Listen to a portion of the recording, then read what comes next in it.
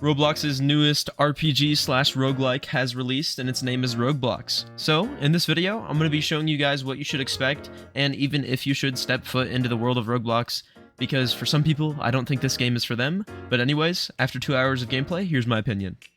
There's currently 28.3 thousand players playing the game, which you might think, oh, it must be a really good game if it has those numbers, but do keep in mind it has a 2-to-1 ratio of 66% on its actual ratings when people like and dislike the game.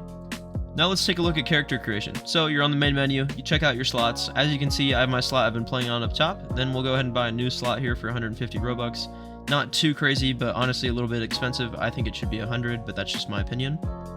Anyways, you can see every new slot has 3 lives, and then we go into character creation here. So yep, every character has a race, per usual with a game like this, and it costs 80 Robux to reroll the race.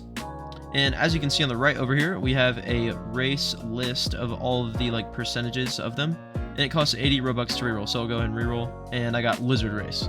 So yeah, but every slot comes with a preset race, so it's not a big deal. But otherwise from that, it's your usual character creation, and something that actually is a little bit more interesting is you have a bit of permanent progression here, as you can see with this list. So I might have put in a little bit more than 2 hours at this point. I have 14 hours now, so I wanted to play the game a little bit more so I have a more accurate representation of what this game is at its core.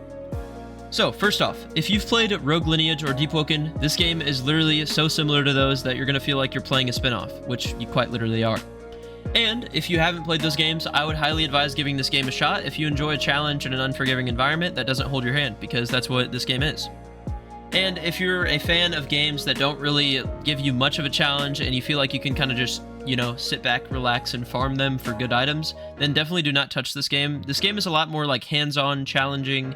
The whole time you're feeling kind of pressured most of the time when you're fighting. And there's also events such as the Gladiator Arena where you can fight people every hour, and I can literally tell you those events had my heart beating like crazy. When you're in a 1v1 with someone and there's so much loot on the line and quite literally your slot is on the line of being wiped, honestly some of the most fun I've had on a PvP game on Roblox in a while.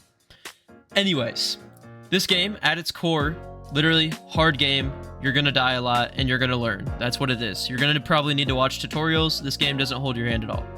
And as you can see with the footage I've been showing on screen right now, the PvE in the game is honestly quite fun. You can pull off some cool combos, and the enemies in the game have insane AI, and I don't really know how they did it because the enemies almost behave like players.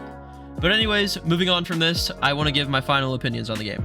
So the big question of the video, should you play Rogueblox? My short answer is maybe. Maybe you should, maybe you shouldn't.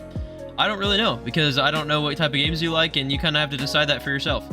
But yeah, I think that the game is pretty cool, and do I think it's going to kill RuneSlayer? Because I am a RuneSlayer content creator? Fuck no, this game is not killing RuneSlayer, bro. This game is getting, honestly, somewhat of a bad reception, but I can understand why, because it's really hard. But I think that the game, honestly, is pretty decent. I'm going to give kudos to the devs, and I think that they did a good job, and even though some of this content is kind of unoriginal, saying that Rogueblox and Deep Woken give it a lot of its core gameplay, and Terraria quite literally makes up its whole soundtrack, that kind of takes away a little bit of originality, because I really love RuneSlayer's soundtrack. I don't even know if it's original or not, but I just haven't heard it that often. But Terraria, everyone's heard Terraria, bro. You've heard the Terraria boss music, you've heard the Terraria normal world music, you've heard all of it. This game quite literally rips it off.